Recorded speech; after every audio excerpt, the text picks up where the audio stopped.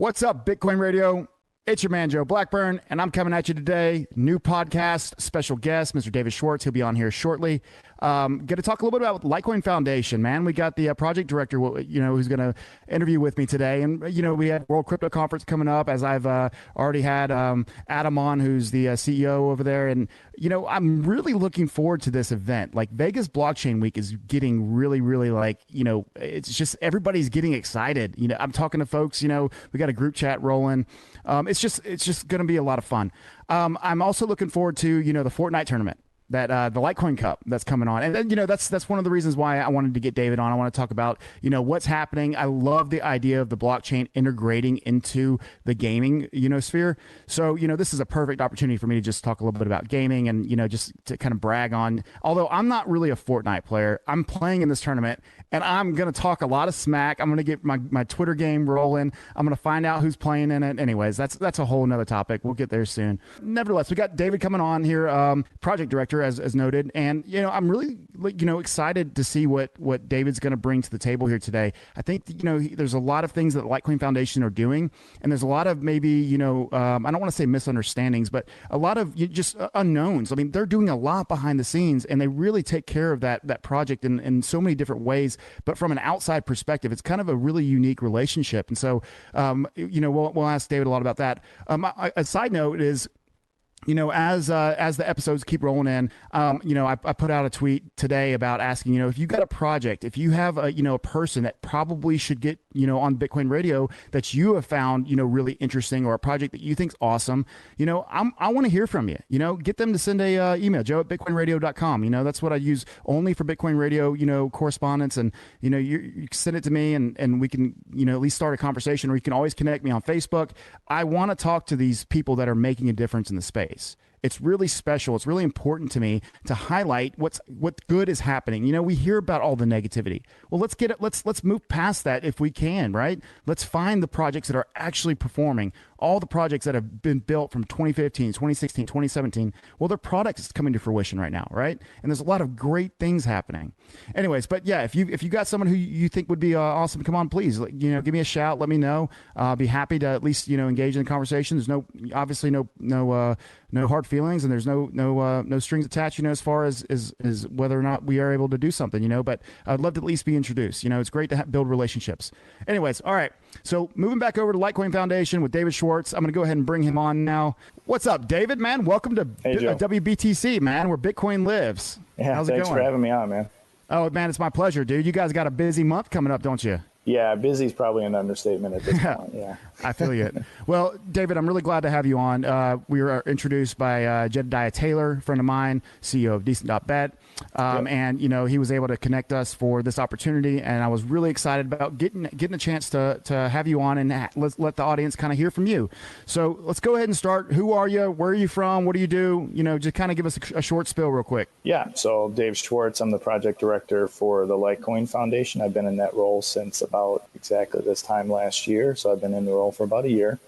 I've been in crypto for about 2 years exactly. So it's kind of an interesting path I've taken to get to this point. Volunteered at the foundation for about 10 months prior to getting picked up part-time as a project director. And I just help out with a lot of different things that are going on the Slack channel that we use to keep everything moving along, and then also partnerships that come along.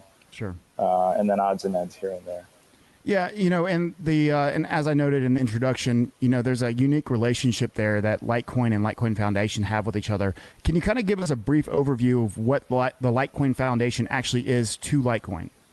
Yeah, sure. So it's a nonprofit organization. So we're based out of Singapore, and it was brought along probably about 2.5 years ago after the Litecoin Association, a sort of a defunct association that was brought up.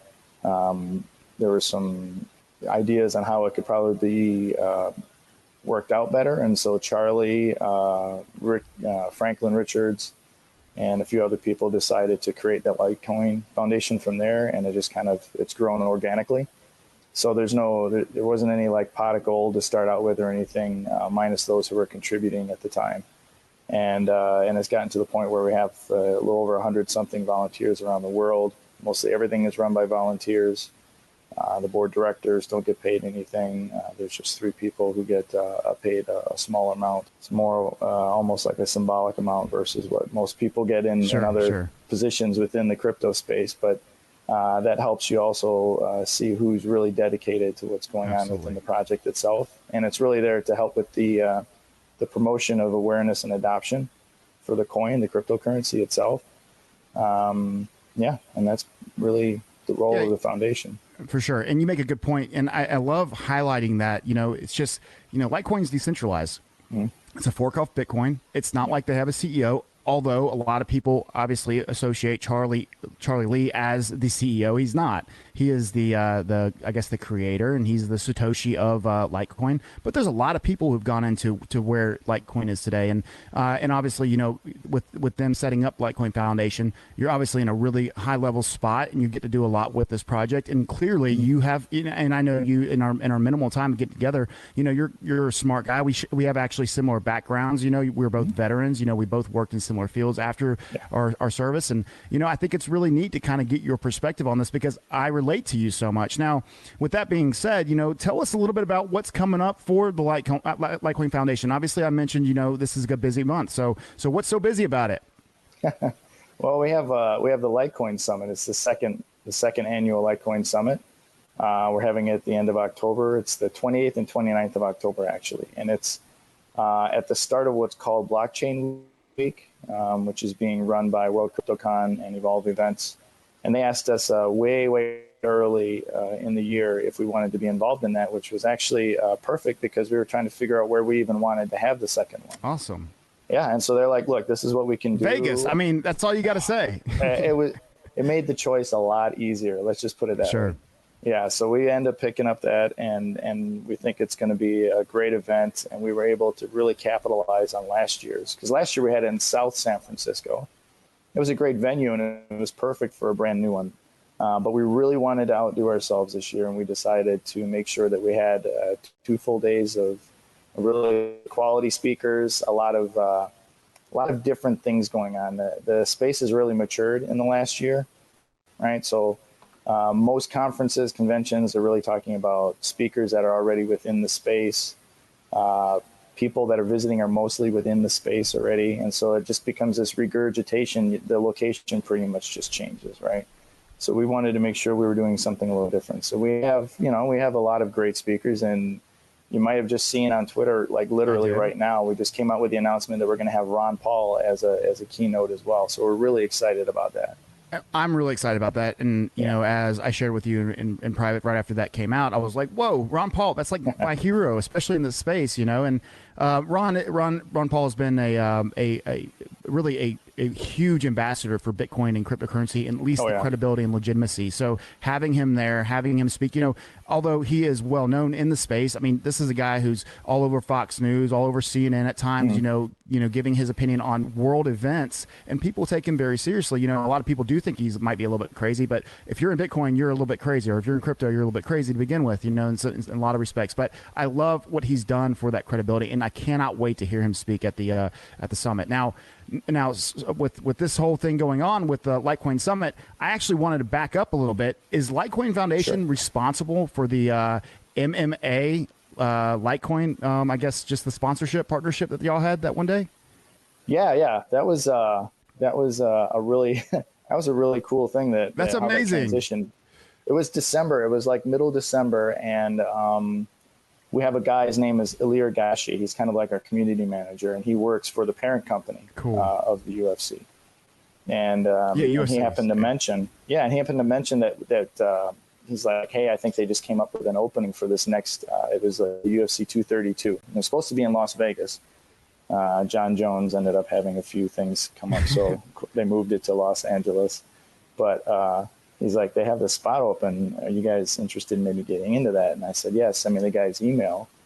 And I started talking to the partnership guy over there, and we had a deal ironed out basically within an hour and a half, and it took awesome. Half a day to finalize the whole thing. It was great. It just fell into place, and that really lifted us onto this launch pad now where we're at with marketing outside of the crypto space, which, like Amazing. I mentioned earlier, this whole regurgitation and the echo chamber that we kind of have going on such a long time. It's hard to break out of that when your mentality is always about trying to grow it from within. Of course. But I believe, and the foundation believes, that we've gotten to the point in crypto where we can now start expanding outside of that space and just let people know that we're here and what we do and how that works. And so after that UFC event, man, we had, I can't even tell you how many pro sports teams, all kinds of different organizations get a hold of us and start asking. Of course, naturally, some of them are just after your money, but some of them are actually really curious. I know I had conversations at one point with a pro basketball team,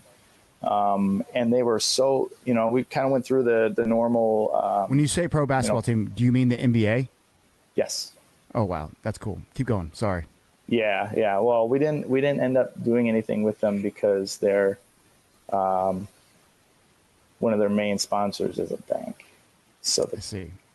Sponsor wouldn't let that happen. I was going to ask, was that what the bank was actually like? What are you doing? They were excited, man. They wanted to do it. I was going to go out for a game and talk to them. Everything was going great, and then they just kind of put the kibosh on it. So, look, especially because I can only see this getting bigger. If you ever just need someone just to like carry your briefcase or to make you look cool or like introduce you, please give me a call. I'd be happy to do that. I think I'm okay at talking for the most part. So that's an open offer. It's there for good. So you just let me know if that ever comes up, right? I mean, I'm not necessarily expecting it, but if it happens, just anyways. All right, but didn't the Miami Dolphins also, didn't they have something where all their concession stands are actually taking Litecoin now? The concession stands are, but they have a 50-50 raffle that we were able to to cause that to now accept Bitcoin and Litecoin for the 50-50 raffle. And I believe that starts this weekend, but we've been advertising with them since the preseason. Amazing. Yeah. So one of the reasons why I want to bring this up is what I love about what the Litecoin Foundation has done is it's been, as much as, you obviously you have a goal of making sure that Litecoin's name is out there, but it's bringing another level of credibility and true, legitimacy to the public, as you said. And so I have a question about that, and it's something I haven't really considered on a high level, because you really made a good point when you said, we've been so focused on, inside the crypto world, and the MMA or the UFC opportunity allowed this to actually extend us out and to start seeing a little bit broader. How do you market? Like, are you marketing to these people as an actual currency, like use this, pay with this? Or, you kind of got to buy it first, right? You got to understand and have an incentive. Why not just use cash? Or how is this marketing plan? You don't have to go obviously into too much detail. I'm sure that there's competitors who will be listening. I hope so, at least. Well, actually, I hope they are listening, because, that recipe is very integral, at least for us as a currency, right? I mean, sure. Some projects that maybe they're not looked at so much as a currency as they are a token for a project or something like that. But for us specifically, we've even had ticket companies who have talked to us. And I think the biggest misnomer is that it's some kind of a payment processing, right? So very true. Without getting into too much detail, one ticket company was asking me questions, and I'm like, I didn't necessarily get in an argument or anything, but I tried to make it very clear to them that I don't see anybody charging the United States dollar to be used to pay for something. Yeah. And Litecoin is a currency. So to charge an organization to have a currency, it doesn't make any sense. Now, if it's a Visa or a MasterCard or something, totally get it, right? Because they're a company that's trying to get the name out there, but they're still processing the dollar. They're not processing the Visa or whatever, right? And so they also have really employees, and Litecoin has no employees, right? Yeah, correct. So how do you no CEO. How do you do that? You don't have anybody charging the dollar or the euro or the yen or anything like that to be used on their platform. So I think that's the biggest thing we struggle with, is obviously companies are they're created for money. They're trying to make money. And so we physically, we don't go to anybody. They're all coming to us, right? So the UFC thing really opened a lot of doors for us. So I technically don't ever have to go out and ask anybody if they would like to have us be a partner or to use Bitcoin or Litecoin. Although we've done it, we have enough people coming to us asking about it. So I use it now as an educational piece, because after 9 months of this and having to constantly explain to people what Litecoin really is, going back to that one basketball team, once I started to explain to them, look, you have a lot of foreign players that play for you. And so for them, they have family back home. I mean, how beautiful would it be if you were to even pay them a portion of their pay in crypto so they can send it home, and they're not paying all the wire transfer fees. You're not paying all the wire transfer fees. You go play around the world. You can have things done in Litecoin, a Bitcoin, whatever, and you're saving 2/3 on just transaction fees with like a Visa or MasterCard alone, or wire transfers. Absolutely. And their eyes just go like, wow, this is amazing, right? And that's when they wanted to jump on right away, and they're like, this is a really cool concept, and then it gets squashed. But well, yeah, but I mean, that moment's coming, where it's not just where, hey, look, maybe we might do this. It's only a matter of time. Like, look how far we've come. Can you imagine even having a conversation? And I know you haven't been in the space as long as a lot of people have, but you obviously have probably been, hit with a tsunami of cryptocurrency information and experience over these last 2 years. But I mean, I remember just, 2016, 2017, and if it was just mentioned on the news, it was a huge deal, right? I mean, even if it was bad, we're like, oh my gosh, they talked about Bitcoin today. It didn't matter to us. The name Bitcoin. Exactly. Yeah. Like, what? Oh my gosh. Or, I mean, that goes for Litecoin too. Obviously I fall back to Bitcoin because it's so safe, but the point I'm making is today, now you're actually having conversations with professional sports teams. You're having professional athletes who are asking to get paid in this. And, I remember Matt Barkley, he got denied by the Bills, but he did ask for some of his salary in Bitcoin. And, obviously, like you said, there's an NBA team. I kind of want to guess, I don't know if you could, obviously you can't say the name, but I want to guess. If I had to guess, I would say a team in Texas. I'll just leave it at that. Am I right? Nope. Dang, man. Nope, not even close. I mean, there's another one. Maybe the Raptors, because a lot of foreign players. You said, Closer. Yeah. Okay. Well, anyways, it's a northern team. Yeah. Okay, fair enough. Can I keep going? I mean, eventually I'll get it right. At this point, it was the Milwaukee Bucks. Yeah. Oh man, that's cool. Yeah. Yeah. They had a great year. They had a great season this year, and be really good exposure because they got a lot of young stars on that team. And it would have been perfect too, because they wanted to time it with them getting into the playoffs and everything. But and they almost went to the finals. Yeah, I was crushed. They should have been there, but like I said, if that ever happens and you need someone like a hype man or someone to introduce you or whatever it might be, I got you. Okay. Anyways, moving on. All right. So let's get back to the summit. I'm really excited about this. You have, like you said, this is the second year. How did the first year go? First off, was it a success? What was it like last year? Yeah. So you can term it a success in the fact that, everything went well. All the speakers that were supposed to show up basically showed up. The turnout was good for a first turnout.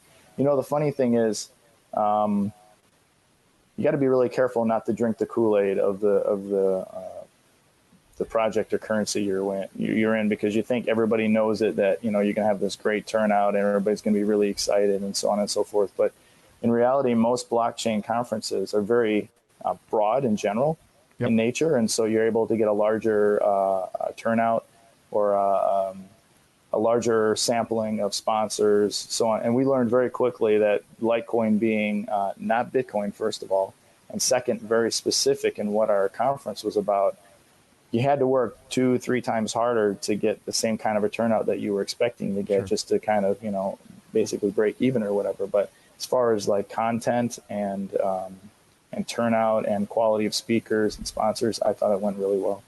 No, that's great to hear. I really like the concepts and the ideas that I've, especially on your website with Litecoin Foundation. I guess it's LitecoinFoundation.com, right? The foundation one is Litecoin-Foundation.org.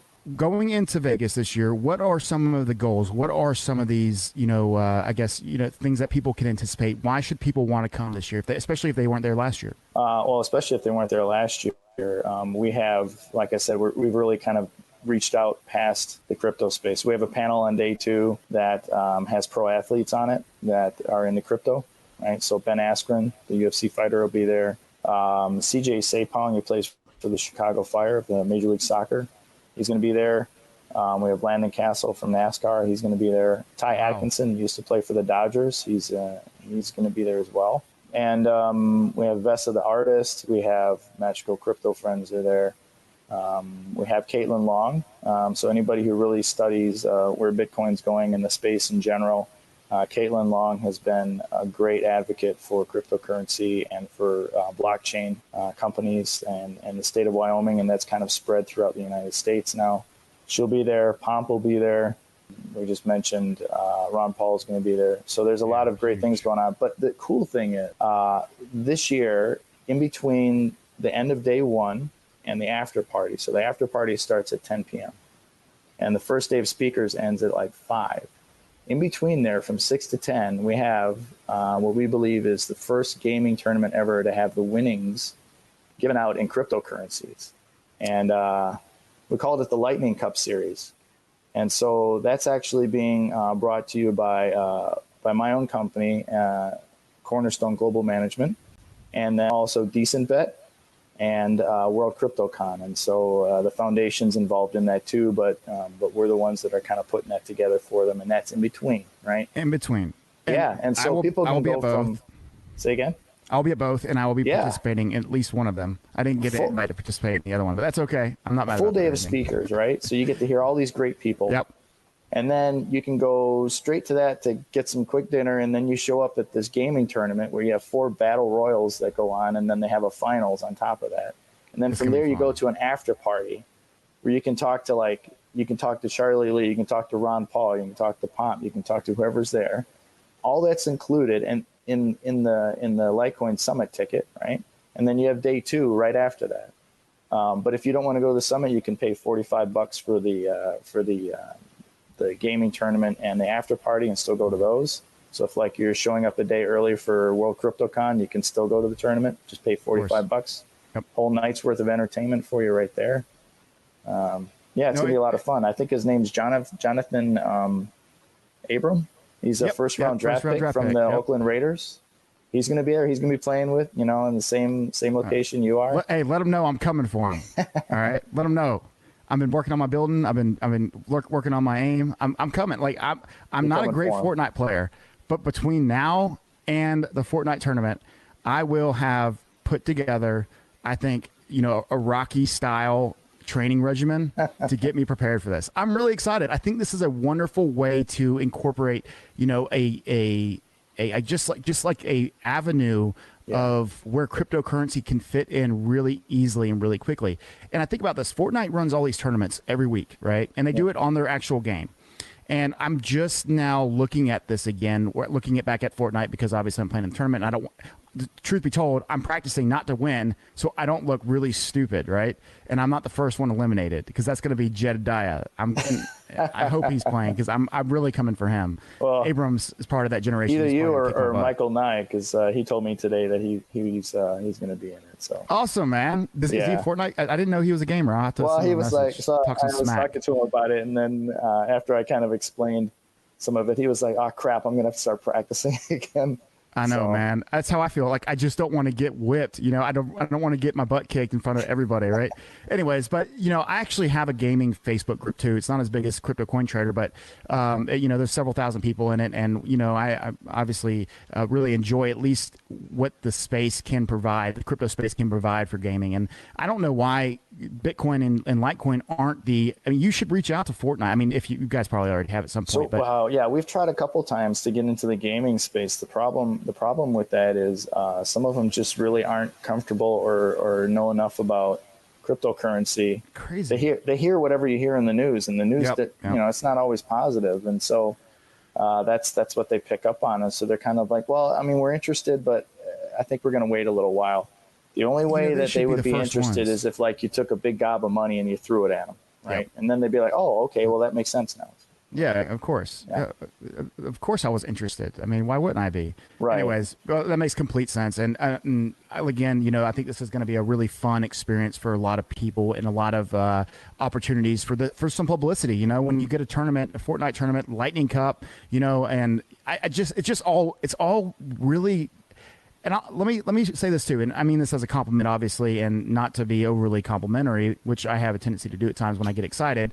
But I think about Bitcoin and where Bitcoin fits in, and really, Litecoin is really far ahead of Bitcoin in this case because they don't have the same team going out actively promoting, actively looking for sponsorships, actively looking for opportunities to be integrated into a payment system or a prize. Or I think, we'll see Litecoin really take some steps forward, especially as not payment processing, but as a payment opportunity goes for people as the currency as it is.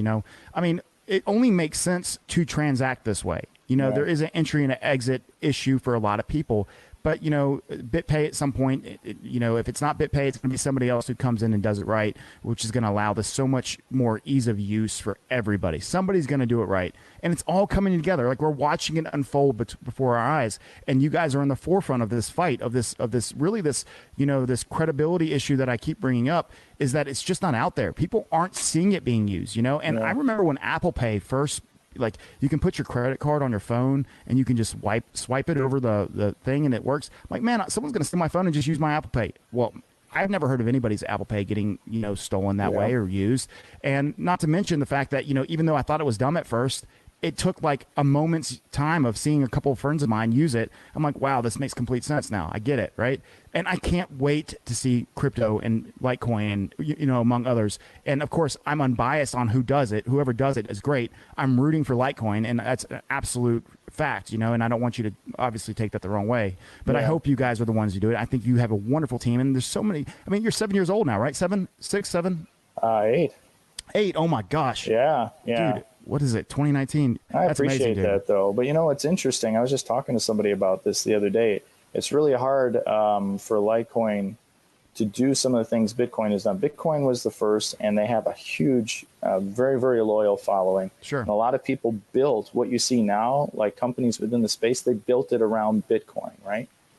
And it's hard sometimes, including Litecoin in some ways. Yeah, and so you do have a lot of people early on who really loved, who and still love Litecoin as well, because they understand the properties behind it and the point behind having it. But it's still this thing where, like, even now, whenever we have something that we end up signing a deal on and promoting Litecoin, we always have Bitcoin along, because sure, I mean, nothing's here without Bitcoin, and if Bitcoin is the flagship, then you always make sure the flagship is out front, right? And then you just tie your ship to that. But it's really about promoting the space in general and making sure that everybody succeeds when Bitcoin succeeds. And so that's the absolute truth. Yeah. And I think Litecoin's in a really unique situation though in the space. Obviously, as you noted, Bitcoin's standing there as the king. But Litecoin's kind of like the little prince, like the son of Bitcoin, yep. Right? And Litecoin is probably the second biggest established brand name, only to Bitcoin, right?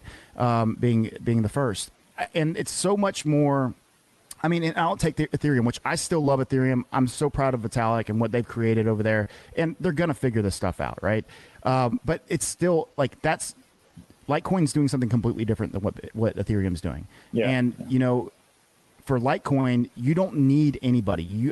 Of course, you need some developers, but the system runs itself because there's rewards, and there's so much going on right now with the potential of just, people talk about use cases. Well, the number one use case we have is what? Just currency, just an exchange of wealth, one way or the next. I need to pay for something, or, hey, look, you owe me $10. Here it is. And the easier that becomes, the more sensible that becomes, the more people are going to use it. Yeah. And that day is coming. And as it continues to save money, but really, if you think about it, who benefits the most? The big companies that are transferring, $1 million a day or $10 million a day. When they start really using the blockchain the way that it's going to help them the most, if you can cut how much costs a year down, they're going to do it. It's just a matter of time. It's happening. It's coming. And that's why I'm so bullish for just crypto in general. But like the coins like Litecoin, Bitcoin, the ones that are already established, the ones that people are going to flock to as the name brands start coming up. And Litecoin's right there, just barely behind Bitcoin. Yeah. And as long as we keep working on ease of use for both introductory people and people that are already in the space, it'll keep coming. So, I mean, if we can find ways to, like with the internet, a lot of it, the workings are in the background, right? You don't really need to know or care about how that happens. You just need to be able to use it. And it's getting to that point. So I think if we can get to the point where dollars can be changed into cryptos without anybody having to go to an exchange or having to do the middle part themselves, it just happens. Yep. That would be a great way to show ease of use. And then just it automatically goes onto something that you can utilize. I mean, even like simple things like going to Europe, right? I want to take a vacation. I'm going to Europe. Yeah. I don't want to have, $2,000 cash on me at any point, right? Obviously, ATMs make it where you don't necessarily have to, but and this is obviously no disrespect to Europe, but Europe's not exactly the safest place to go carry around cash. I mean, it's notorious for pickpocketers and people who steal and rob you. And I've had several family members in different times. And given, they go there a lot, and so they expose themselves a little bit more and they are tourists doing tourist things. But nevertheless, that's what I think cryptocurrency does the absolute best is you have it, and it's not going anywhere. Even if someone steals your stuff, you still have your Litecoin or your Bitcoin in your wallet, and your keys are what keeps you safe. Anyways, all right, moving on. So let's talk about Charlie Lee real quick. Sure. What is Charlie's involvement in the Litecoin Foundation? Obviously, you said he helped start it up with several others, but how's he involved? Yeah, so he's the managing board director. So many times when there's things having to do with financial decisions or things that may impact perhaps the foundation more than, I guess, because the currency is the currency, right? So he usually ends up having a sort of a final say on some of those things along with the other board directors. And they really just he's the guy standing, at the front of the ship steering it. So, because, it's not the decentralized currency. So it's his way of being able to take care of the baby without actually being in the center of everything. So he gets to sit back. He brings in people like me. He brings in marketing directors. He brings in other people. It was so weird when I started with the foundation because the idea of you go in there, you find what you're able to do to help, and you just do it, right? And so I don't know how many times at the beginning, coming from a military background or whatever, you get your orders from somebody. But what I learned later on when I became a non-commissioned officer, and then I became a senior non-commissioned officer, is the leaders that come to you and they go, we want this and this to happen, and we need it to happen by tomorrow. And I don't care how you do it, just get it done, right? And that's kind of how the foundation is. They're like, look, as long as you're not doing anything illegally, immorally, unethically, if you need to get something done, figure out how to get it done, figure out who you need to get it done with, and you go and you do it, right? And it's a beautiful setup, but it took me so long to get used. I would go to Charlie and I would be like, hey, what do you think about this? Do you think, maybe we should do this or that? And he goes, well, what do you think? And I'm like, well, I think it should be this. And he's like, well, go do it. And I was like, awesome, I'll go do it then. That's really cool, though. And I guess it just goes to show, like, this space really is that different. And I agree with you. And I've not been in the same situation, but I know what you mean. I've been in the environment, what you're talking about. And it's very alien for me, right? It's very, it's almost uncomfortable in some sense because I'm looking for at least approval, or I'm looking for, some confidence, like, hey, this is how I would do it. Or the person before you did a great job and he did it like that, or she did it like that. And I understand, like, that doesn't make sense to me. Just on it's not my nature, but regardless of that, I think it's really awesome. Charlie's got a wonderful reputation in this space, and I'm so proud every time I see Litecoin pop up on the MMA or the UFC, and with what you guys have built and what you have going. I cannot wait to see what happens at the summit. I'm so proud that Brown Paul is going to be there to speak for you in front of everybody, and like your panels, etc. And obviously to hear that you're actively trying and putting yourselves in positions to be that really well respected and well known cryptocurrency.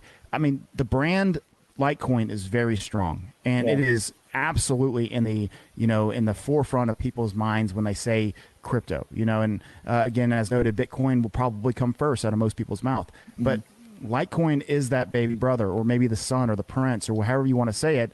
Litecoin has established itself, and I cannot believe how far we've come just to see on a UFC mat Litecoin on there. So great job to the Litecoin Foundation from my perspective. Thank you. Yeah, sometimes it's disheartening when you see we really don't use the Bitcoin name to further ourselves. We really actually try to do our own thing, and then try and have Bitcoin come with. Whereas other, unfortunately, sometimes projects will try and use the Bitcoin to get into certain places. Sure. We try to do the opposite. So it's refreshing to hear that, because we do put a lot of hard work into that. Well, Dave, I think that as far as Litecoin goes, it's decoupling that, that presence that it has to have Bitcoin next to it. I mean, even me coming in, as someone who's really involved in this space, especially on a social level, I look at it as whether or not, it's Bitcoin or whether it's Litecoin, I'm just crypto, right? It doesn't matter to me. And people don't recognize, even myself included at times, how big of a deal that is for someone like a organization like the Litecoin Foundation that's doing everything it can, not to necessarily get away from Bitcoin, because that's not what you're saying, I don't think. Right. But it's more so, to prove and to establish yourselves to these companies, to these people, as you got to understand it. And, unfortunately, people in the space don't even understand it at times, right? It can be confusing, and it's not natural to what we're used to, right? What do you think, Litecoin's strategy, or what is the Litecoin strategy for branding itself separately from Bitcoin? I think the easiest way to say this is throughout history, when everybody as a whole sort of sees something as valuable, it grows exponentially in that value. And then when that happens, people have always had a tendency to hoard that. They don't use it for normal things, right? And psychologically, I get it. And it took me a little while to understand this, but it's going to happen the same way with anything, whether it's gold and silver, right? And I know a lot of people hate that whole comparison, but literally, I love that comparison. I love it, because that's exactly what's going to happen with cryptos. There's going to be, I firmly believe at some point that Bitcoin will be considered some type of a global reserve currency, where other currencies are pegged against it, right? And when that happens, there's absolutely nobody in their right mind who's going to use that for paying for a coffee at Starbucks, right? You're going to have something else that is almost exactly the same, that people are comfortable with, that they can utilize in the same manner, but not feel like, oh my God, I'm giving up my grandkids' savings or something like that, or something that I'm going to use to pay off my house. And that's where Litecoin comes in, because it's so similar. And like you mentioned earlier with the work and the development that's done at it, it works so well that it's boring, right? And so that's what you want for a currency. You want something that works so well that it's boring. You just don't think about it. Yep. And I think one day, the other day, I made a comparison on Twitter about how psychologically, if somebody has a $100 bill and then they have $101 bills, right? For whatever reason, when they pull that wallet out and they look at the $100 bill, they don't reach for that to pay for something. They reach for the $1 bills. Yep. Even though they say they have the same amount, they'll still reach for the $1 bills. And Litecoin is like that $1 bill. And that's the easiest way for me sometimes to explain that to people. You're not going to use a $100 bill to pay for your $3 coffee. Absolutely. So many people forget that when we're having this conversation, they're thinking about, when is Litecoin going to be $100,000, right? And that's the exact opposite way of how you should, not you, David, specifically, but how everybody who's involved in the space should be. Look, the rise of the value compared to the US dollar, that will happen organically and naturally if it's being used, right? If the rarity starts to increase, you're going to have the hoarders, whether you're Bitcoin, whether you're Litecoin. We have them in every single project, essentially, right? Very few projects I know have any investors or early ICO buyers that didn't get in for more than likely the profitability factor. Now, that being said, that's not what blockchain was created for. Blockchain was created for a means of transferring, from point A to point B, some sort of, transactional event. And I love what Litecoin has established themselves as. I think that was a perfect comparison. I love that analogy, Dave. You did a great job with that. And I absolutely I'm not just saying this. That's exactly how I like to explain it to people. What you said about Bitcoin, it's a Venezuela today. I just saw a post. They literally are considering using cryptocurrency and Bitcoin. They may have even said Litecoin in there. I don't know if you saw the article. So I do know that they've been using only Bitcoin and Litecoin for remittances coming into the country. Isn't that crazy? They've been doing that for a while. That's amazing. Yes. So obviously, you know, this is the first country to kind of, you know, watch their economy fall apart in the age of the cryptocurrency on a large level, where this may be something that actually steps in and backs the value of their next currency, or becomes their currency in some capacity at some point. And also, you know, like if I'm going to go pay for gas, and I'm not going to go take an ounce of gold and get my chisel, get that little piece of gold off, and here's my $30 for my gas tank. That doesn't make any sense. And Bitcoin's slow. It's designed, I think it's better when it's slow. It should not be easy to use. I think Bitcoin's value is that as the store of value. And I think what you said about Litecoin, although it's eventually going to change, because I think Litecoin will be similar to Bitcoin in the way people view it as that silver, you know, I mean, maybe even, you know, you never know what can happen. You're anyways, right. I'm just really excited to see what Litecoin's doing. I'm a huge fan of Litecoin. I'm a huge fan of Charlie Lee. Tell him I said hello, you know, and see if I can get me that follow on Twitter. That's a hard follow to get, man. I'm just joking. You know, if I was serious, I wouldn't have said I worked for him for a while, and I still hadn't gotten one. And I was like, I even asked that on Twitter. I'm like, what does it take to get a follow from you? And he goes, quality posts. And I was like, ouch. Well, hey, you can use it as a excuse to maybe get it now. Be like, hey, look, I was on this podcast, and he's like, how do I get this Charlie Lee? You know, and he's go, you can be like, Joe hey, Blackburn. Charlie, I got to get this follow, man. Like, I can't be sitting there and then my man Charlie Lee won't even follow me, and then you can put in a good word for me underneath. I'm just gonna spam him. I'm gonna go into Slack, and I'm just gonna write Joe Blackburn like 50 times down the thing. Yeah, seriously is Joe. All right. Anyways, okay, moving on. All right. Well, we'll wind it down here, David. Did I miss anything, man? Anything that you might want to address before we hop off? So I was mentioning the fact that, you know, that we have a company that we started. John Kim and myself started a company called Cornerstone Global Management. Cool. And we partnered with a bunch of different companies within the space, and we're going to actually try and solve some of these ease of use things. So we have a program that's coming out that's called CP3. It's a crypto pay and pension plan. And so we'll start with the United States, but we already have connections in other areas of the world where employees are going to be able to get paid in crypto. It'll be able to go to any wallet they want. And, you know, eventually it's going to be, I can't even explain how great it's going to be, but we're very, very excited about it. And we're going to be speaking at World CryptoCon as well about that. And we'll have some of the people there that are helping us out to make this possible. And so that'll be cool too. That's incredible. You know, and as much like, you know, and I hate to keep bringing up Bitcoin, don't hit me when you see me in Vegas, but, you know, Bitcoin was a first mover, and that brand was established, and it became, well, I look at Litecoin's, you know, progress in this, and you have a unique position, and your established brand in cryptocurrency. It's clearly going to be around for some time. It's going to be around for forever, honestly. But, you know, as long as there's enough believers and it's got such a good, strong name that you be first mover in that industry, it becomes a different day. Yeah, community is phenomenal, man. We use the Flex's speed nap.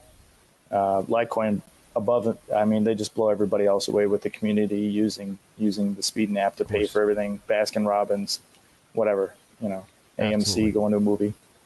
Absolutely. Well, I'll tell you this. I'm proud for what you've done. I can't wait to see what's next. Can't wait to play in the Lightning Cup. And also, I can't wait to see everybody speak at the summit. I think it's going to be amazing. And clearly, you guys have been doing some incredible work and put a lot of effort. And, you know, ultimately, it comes down to this. You guys have a wonderful community, as you just mentioned. And I can't imagine anybody being in a position without working so hard and so diligently. And it's just clear. It's Lightning, you know, network or Litecoin or, you know, Dash, or there's so many different things happening. But the established brands they don't have to worry. If you're working hard and you're scaling, it's coming. And I'm proud of Bitcoin. I'm proud of Litecoin. I'm proud of, you know, several coins. But it's so nice to see what's happening from the inside and being, you know, privy and allowing the audience to kind of get an update from what's going on with Litecoin. I think it's really great. So thanks again, David. Yeah, thanks for having me on. I appreciate it. Of course. Now, before you go, I do this lightning round, this quick fire, you know, and I think it's It's a little bit fun, but it's supposed to kind of, highlight who you are as a person and give some people some relatability. And, there's some similarities from, our backgrounds, but there might be a lot of differences in how we would answer these questions. Sure. I like to be a little bit, I'm a little loose in how I think. I'm okay with like playing with, the weird stuff. And so we're going to start with the weird stuff. Do you believe, and these are essentially yes or no questions, feel free to give some small answers, but do you believe aliens have ever visited planet Earth? No. No. No. That's that simple. No.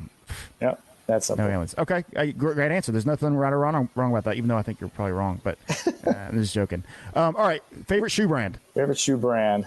Wow. I don't even know. What kind of shoes you got on right now? Some generic shoe from Germany. I have no clue. I don't even pay attention to brand. Hey, awesome. Who's your biggest influence in the crypto space, and you can't choose somebody from Litecoin?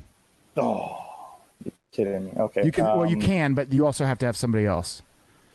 All right. So, there's the standard Andreas, of course. For sure. But I would have to say now getting into this space as a business person, and as much as that goes, it takes a lot from you as a person or whatever. And I still want to talk to him about how all this works and stuff. But I think Samson Mao is pretty cool. How he's able to balance and his life and everything. Absolutely. With being in that world. So, favorite movie of all time?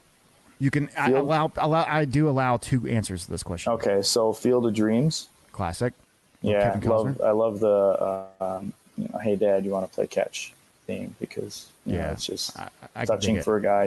It's one of the movies where a guy can actually like cry and it's okay. Fair. Yep. Yeah. You kind of got this Kevin Costner appeal to you, anyways. Just kind of distant enough, but you're still there, right? Yeah. Anyways, keep going. So was it just one, or do you have another one you want to throw in? Probably something goofy, I guess, like Ace Ventura. All right, fair. So, are you a baseball fan? Baseball, football. All right, what's your teams? Let's go. Run. All Wisconsin teams, man. So we're talking the Brewers. Of course, I should have known the Bucks, man. Sorry about Christian Yelich, by the way. Wisconsin Badgers. Yelich is awesome, man. Packers, all of them. Doesn't matter. I'm a Braves fan, so NL East, and I watched Christian Yelich kind of just like be okay for the Marlins. He goes to the Brewers, and now he's like NL MVP forever. Like, what is this guy doing? He's on fire. He's going to win the batting average. He's going to win the batting average title this year, and he hasn't even been playing for the last week and a half. Yeah, man. And unfortunately, I hate that he had that injury. It's horrible. But the Brewers, they just they turned it on at the end without their best player. Anyways, congratulations. And the Wisconsin Badgers, how about them whipping up on Michigan? Oh that was awesome. I was at Coinvention and I was trying to watch it in between, but I love the Wisconsin teams because they're all blue collar, right? So the Badgers have to try and recruit from within. Many times, at least when I was younger, and now they've gotten to the point where they can recruit anywhere in the country. But they let walk-ons. Some of their walk-ons are just amazing. J.J. Watt, of course, walk-on. I did not know he was a bunch of. So many of these guys are just amazing that they bring in, and they're able to just work their tails off.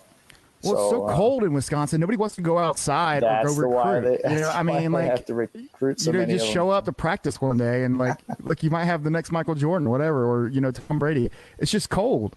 Yeah.